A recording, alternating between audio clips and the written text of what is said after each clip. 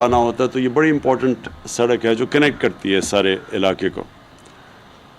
لیکن جو دوسری سڑک جس کی آج ہم نے انوگریشن کی اور یہ آگے جا کے چترال کو کنیکٹ کرے گی گلگت تک، ابھی تو کنیکٹ کر رہی ہے شندور تک. ہاں شندور تک. تو آگے جب جا کے یہ گلگت کو بھی کنیکٹ کرے گی، کیونکہ میں اس سڑک پہ گیا ہوں، یہ سارا چترال سے لے کے میں نے خود ڈرائیو کر کے گیا ہوں گلگت تک. لوگوں کو پوری طرح اندازہ نہیں ہے اس کی اہمیت کا. اللہ نے ہمارے ملک میں بڑی نعمتیں بخشی ہیں، بہت نعمتیں. ایک ان میں سے بہت بڑی نعمت ہمارے ناردرن ایریاز ہیں. یہ جو سارا علاقہ چترال سے لے کے آگے سکردو تک جاتا ہے اور پھر آگے اس سے چائنا تک جاتا ہے، یہ سب علاقہ ایک ایسی ہمارے لیے اللہ نے نعمت بخشی ہے کہ ابھی تک ہم اس کا پوری طرح فائدہ ہی نہیں اٹھا سکے، کیونکہ ہمیں خود ہی کسی کو بدقسمتی سے زیادہ ہمارے حکمرانوں کو پتہ ہی نہیں ہے اس علاقے کا، لہٰذا انہیں پتہ ہی نہیں تھی اس کی خوبصورتی کیا ہے. ہمارے کئی جتنے بھی حکمران آئے پچھلے 30-35 سال میں، تو گرمیاں اپنی وہ لنڈن بڑے بڑے محل وہاں خریدے ہوئے ہیں، تو وہاں جانا پڑتا ہے ان کو. تو ان کو تو اندازہ ہی نہیں ہے کہ یہ سارا جو ہمارا ناردرن ایریا اور یہ جو سارا ہمارا چترال کا آگے تک گرم چشمہ، یہ جو سارا علاقہ ہے، اس میں کتنی خوبصورتی ہے. میں پہلی دفعہ اس سارے علاقے میں گیا تھا جب میں 15 سال کا تھا اپنے اسکول کے ساتھ. تب تو بھی کاراکورم ہائی وے بن رہا تھا اس وقت. تو مجھے تو تب سے اس علاقے کو دیکھا ہے آہستہ آہستہ تبدیل ہوتے ہوئے.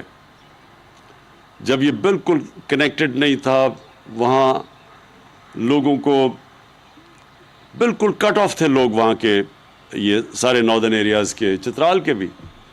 تو مجھے یاد ہے جب ہم اسکول کا ٹریک تھا، ہم اپنے اسکول کے ساتھ گئے تھے، تو ہر چھوٹے گاؤں کے لوگ جب جا رہے ہوتے تھے تو سب گاؤں باہر آ جاتا تھا اور وہ پھل لے کے کھڑے ہوتے تھے، کیونکہ اتنے کم وہ دیکھتے تھے لوگوں کو. تو وہ یعنی مہمان نوازی ایسی تھی کہ ہمیں پھل آفر کرتے تھے جب ہم ایک چھوٹے گاؤں، مجھے ابھی ہنزا کا بھی یاد ہے، جب وہاں بھی گئے تو وہاں بھی لوگ کھڑے ہوئے تھے. اب یہ علاقہ کنیکٹ تو ہو گیا کاراکورم ہائی وے سے، لیکن یہاں اتنی زیادہ جگہیں ہیں جن کا لوگوں کو پتہ ہی نہیں ہے. اور وہ صرف پاکستانیوں کے لیے نہیں، یہ ساری دنیا کے لیے ایک ٹورزم کا ایک سینٹر بن سکتا ہے. اس کے لیے صرف کنیکٹیوٹی کی ضرورت ہے. اور یہ جو سڑک آج جو ہم نے آغاز کیا اس کا، یہ ابھی لوگوں کو نہیں اندازہ. یہ آج سے 5-10 سال کے بعد اس ملک کو اندازہ ہوگا کہ یہ کتنا بڑا ایک علاقہ کھول رہا ہے، اور اس سے کتنا زیادہ ٹورزم سے اس سارے علاقے کو بھی فائدہ ہوگا اور پاکستان کو بھی فائدہ ہوگا. دنیا بدل گئی ہے، موبائل فون نے دنیا بدل دی ہے. پہلے تو ہوتا تھا کہ آپ کو اشتہار لینے پڑتے تھے اور جا کے لوگوں کو فوٹوگرافرز کو بھیجنا پڑتا تھا، پھر وہ علاقوں کی تصویریں لیتے تھے، پھر آپ دنیا کو بتاتے تھے کہ جی یہ خوبصورتی ہے، یہ ایڈورٹائز کرتے تھے. اب اس کی کسی چیز کی ضرورت نہیں ہے. لوگوں کے پاس موبائل فون ہے، لوگ وہاں جاتے ہیں علاقے میں، اپنے موبائل فون سے تصویریں لیتے ہیں، اپنی فیس بک پہ تصویریں لگا دیتے ہیں. ساری دنیا کو پہلی دفعہ پتہ چلتا ہے کہ اچھا یہ پاکستان ہے. میں جب گیا آج سے کچھ 4 سال پہلے اپنے ناردرن ایریاز میں نے اپنے بچوں کو لے کے گیا، تو میں نے دیکھا کہ وہاں سب ہوٹل بھرے ہوئے تھے. اور ہوٹل بھرے ہوئے کس سے تھے؟ جو ہمارے پاکستانی یورپ میں رہتے ہیں، انگلینڈ میں رہتے ہیں، امریکہ میں رہتے ہیں. تو میں ان سے پوچھا، میں نے کہا کہ آپ کیسے آئے؟ کہتے میرا کوئی جانے والا تھا، وہ گیا، اس نے جب تصویریں اپنی فیس بک پہ لگائیں، جب میں نے وہ دیکھی تب ہم نے فیصلہ کیا یہاں آنے کا. سب بھرے ہوئے تھے ہوٹل. تو سوچیں کہ یہ تو ابھی تھوڑی سی جگہ انہوں نے لوگوں نے دیکھی ہیں جو ایکسیسیبل ہیں سڑک سے، جدھر جدھر ہماری سڑکیں پہنچ گئی، باقی علاقہ کا تو لوگوں کو پتہ ہی نہیں ہے۔ اور یہ جو علاقہ ہے، کیونکہ یہ بڑی مشکل سڑک ہے، کیونکہ میں نے پھر سے کہا میں ڈرائیو کر کے گیا ہوں بہت پہلے، تو اس سڑک پہ تو بہت کم لوگ گئے ہیں۔ تو جب یہ سڑک کنیکٹ کرے گی تو تب یہ سارا علاقہ، کیونکہ یہ سڑک کے ارد گرد بھی بڑے بڑے ویلیز ہیں، چھپی ہوئی جگہیں ہیں، جو کہ وہ سب کھل جائیں گی۔ پھر جس طرح سوات موٹر وے نے سوات کو ہمیشہ کے لیے بدل دیا، اور یہ بدلتا جا رہا ہے۔ یہ جو ابھی مراد سعید نے کہا کہ کبھی سردیوں میں ٹورزم نہیں ہوتی تھی پاکستان میں، گرمی میں لوگ تنگ آ کے گرمی کی وجہ سے جاتے تھے، اب سردیوں میں برف دیکھنے کے لیے لوگ جانا چاہتے ہیں، اور کیونکہ وہ موٹر وے بن گیا ہے، آسانی ہے، ٹریول آسان ہے، اب سردیوں میں سارے ہوٹل بھرے ہوئے تھے۔ تو یہ ایک اور انقلاب آ رہا ہے پاکستان میں ٹورزم کا۔ ابھی آہستہ جو لوگ اوپر رہتے ہیں، بدقسمتی سے پچھلے سال یہ کرونا کی وجہ سے ٹورزم بند کرنی پڑی، ٹریول بند کرنا پڑا، لیکن یہ جیسے جیسے انشاءاللہ یہ کرونا کا بھی اب بدقسمتی سے بھی ایک تیسرا ویو آیا ہوا ہے، اللہ کرے اس سے بھی ہم نکل جائیں۔ پہلے دو سے تو اوپر والے نے بڑا کرم کیا تھا ہمیں نکلنے میں، اس میں پھر میں کہوں گا کہ ماسک سب پہن کے پھریں، کیونکہ یہ سب سے بہترین طریقہ ہے اس کو، وبا کو پھیلنے سے روکنے کا۔ تو جو اب میں دیکھ رہا ہوں پاکستان میں، یہ ساری ٹورزم کے لیے ہمارا ناردرن پہاڑی علاقے سب کھل جائیں گے۔ یہ سڑک بھی کھولے گی، موبائل فون بھی کھول رہا ہے یہ سارے علاقوں کو، اور اس سے یہ سب علاقوں میں خوشحالی آئے گی۔ اب جو دوسری چیز ہم نے کرنی ہے کہ ٹورسٹ تو آ جاتا ہے، لیکن ٹورسٹ کے لیے اب ریزورٹس بنانی ہے تاکہ وہ ٹورسٹ آ کے پیسہ خرچ کرے۔ اب سب کے انفارمیشن کے لیے سوئٹزرلینڈ آدھا ہے ہمارے ناردرن ایریاز سے، یعنی سارا سوئٹزرلینڈ اس کا علاقہ آدھا علاقہ ہے جو ہمارے ناردرن ایریاز کا علاقہ ہے، اور جو ناردرن ایریاز ہے ہمارے چترال بھی ملا کے یہ جو پختونخوا کا حصہ ہے، اس میں جو پہاڑ ہیں، جو اونچائی ہے، جو گلیشیئرز ہیں، وہ سوئٹزرلینڈ آس پاس اس کے نہیں آتا۔ دنیا کی جو ٹاپ 12 یا 13 سب سے اونچے پہاڑ ہیں، اس میں سے تقریباً آدھے پاکستان میں ہیں۔ اس کا کیا مطلب ہے؟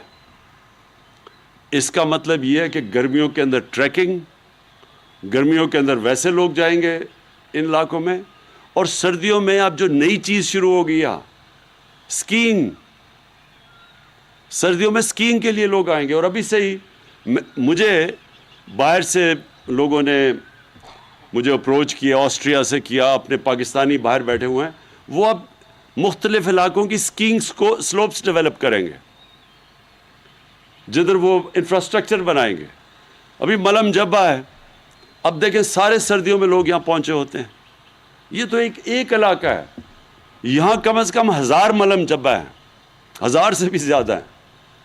تو ہم بڑے خوش قسمت لوگ ہیں۔ تو ہمارے پاس اب یہ نیا ایک ایسی چیز جو انقلاب اٹھنے لگا ہے، وہ ٹورزم کا ہے۔ اس کے لیے محمود خان آپ کو میں خراج تحسین پیش کرتا ہوں، آپ نے یہ زبردست کام کیا ہے۔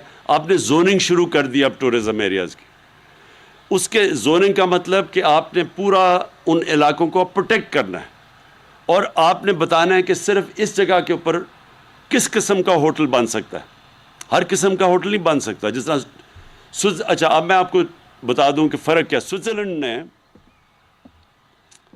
سوئٹزرلینڈ کا آدھا علاقہ ہے ناردرن ایریاز سے، اور آپ حیران ہوں گے کہ سال کا جو ان کا ٹورزم سے ریونیو آتا ہے، وہ دو مجھے فگرز آئی ہیں، ایک نے $60 ارب بتایا، ایک نے $80 ارب بتایا۔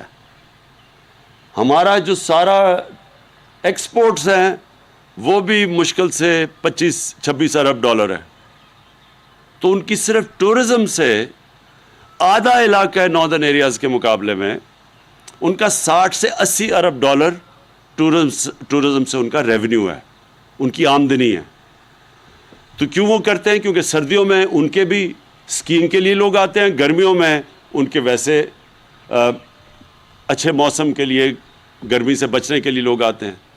تو ہمارے لیے تو وہ ہمارا سارا علاقہ ابھی تو کسی کو پتہ ہی نہیں ہے اس علاقے کا. تو ہم دونوں طرف پیسہ, یہ سارا علاقہ پیسہ بنائے گا, لوگ پیسہ بنائیں گے. اس کے لیے ہمیں اب چیزیں کرنی ہیں. نمبر 1 تو یہ زوننگ آپ نے کر دی, اس کے ساتھ ساتھ بائی لاز زوننگ کے ساتھ ساتھ آپ کے آئیں گے. کیونکہ اگر ہم نے ان علاقوں کو صحیح معنی میں بائی لاز نہ بنائی, یہ تباہ ہو جائیں گے. میں ایک جگہ پہ گیا, کمراٹ اپر دیر میں ایک جگہ تھی, تو ہیلی کاپٹر سے گیا کیونکہ مجھے کسی نے بتایا, ہم دیکھ رہے تھے اپنے ٹورزم کے لیے.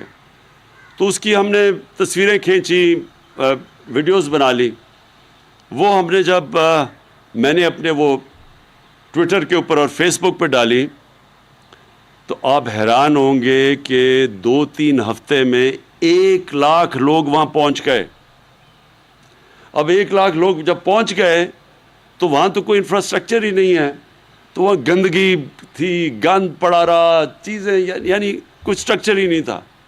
تو اس لیے ضروری یہ ہے کہ ہم ان سارے علاقوں کے بائی لاز بنائیں.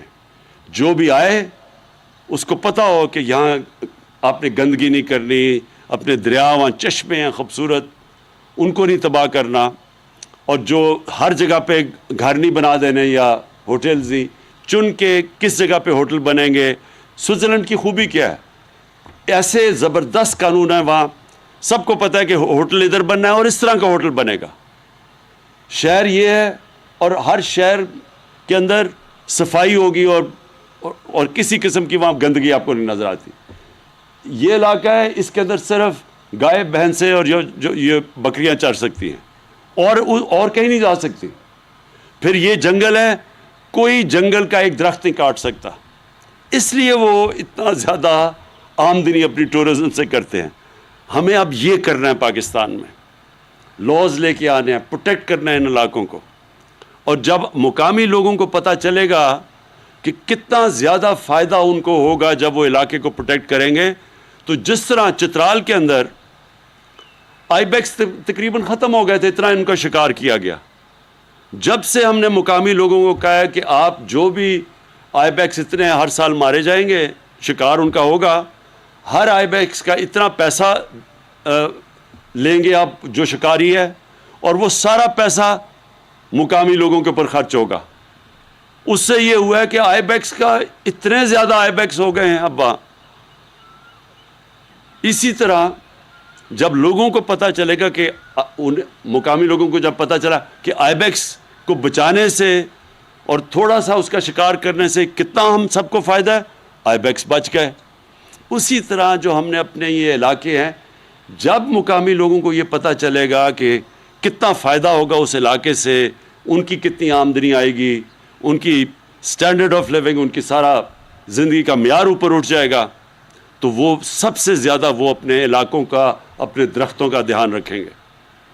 اور انشاءاللہ اس کے ساتھ ساتھ میں آخر میں جو بات کہنا چاہتا ہوں, ہم جو یہ پاکستان میں آپ درخت اگا رہے ہیں اور جنگلات اگا رہے ہیں, یہ ساتھ ساتھ جائے گا اس کا کہ جیسے جیسے ہم اپنے علاقوں کو پروٹیکٹ کریں گے, اپنے درخت اگائیں گے, اس سے ملک کی آمدنی آئے گی.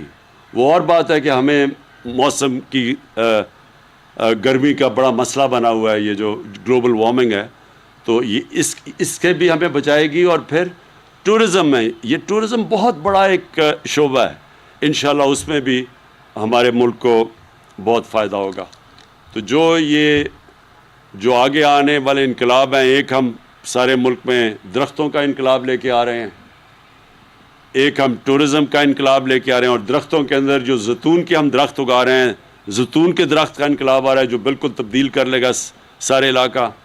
پھر ہم اور بھی نئی چیزیں لے کے آ رہے ہیں, جو زعفران ہے, یہاں زبردست موسم ہے, اس کا بہت زیادہ ان علاقوں پہ اگتی ہے جو لوگوں کے پاس زمینیں ہیں لیکن ان زمینوں سے کچھ اگتا نہیں ہے. بہترین وہ زعفران کے لیے زمینیں ہیں, تو اس کا فائدہ ہوگا. ایک پھل ہے, ایک سبزی ہے جو سب سے زیادہ مہنگی اور اچھی سبزی سمجھی جاتی ہے, جس کو انگریزی ایک ہی لفظ ہے اس کا, ایووکاڈو کہا جاتا ہے. یہ سارا علاقہ اسلام آباد سے اوپر یہ سارا علاقہ بہترین ہے ایووکاڈو کے لیے. اس کے لیے بھی میں نے ابھی آپ سے بات کی ایگریکلچر ڈپارٹمنٹ سے اور فارسٹری سے.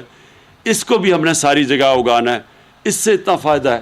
تو ہمارا ملک تو جو ابھی تک ہم نے فائدہ ہی نہیں اٹھایا, جو اللہ نے ہمارے ملک میں نعمتیں بخشی ہیں, ہم نے ابھی تک تو اس سے کچھ فائدہ ہی نہیں اٹھایا.